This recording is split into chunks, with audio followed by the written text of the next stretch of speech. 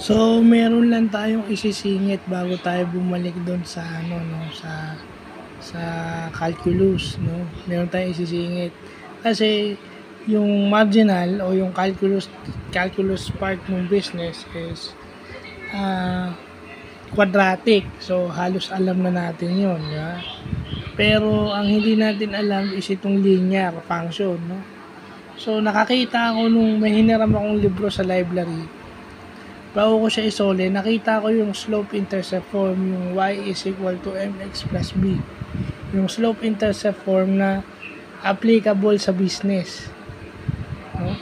Tapos naalala ko na ito ay applicable sa linear sa depreciation kasi yung depreciation is linear. So, nung tumingin ako ng mga YouTube videos, sabi ko nga, parang oo nga, di ba? So, nag-decide ako na isingit. Papasadahan ko lang saglit yung bago tayo bumalik doon sa instantaneous rate of change o doon sa IROC, di ba? Kasi tsaka yung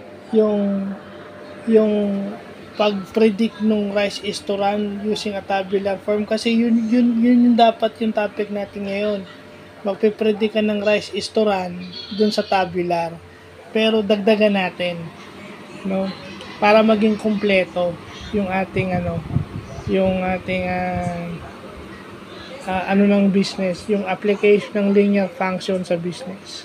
So kasi yung mga math concepts na yan pwede namang magamit sa business, pwede rin gamitin sa tech kung ang pinag-uusapan ay conductors, kung pag-uusapan sa tech, semiconductors, integrated circuits, yun lang yung content, pero yung essence ng problem is just the same.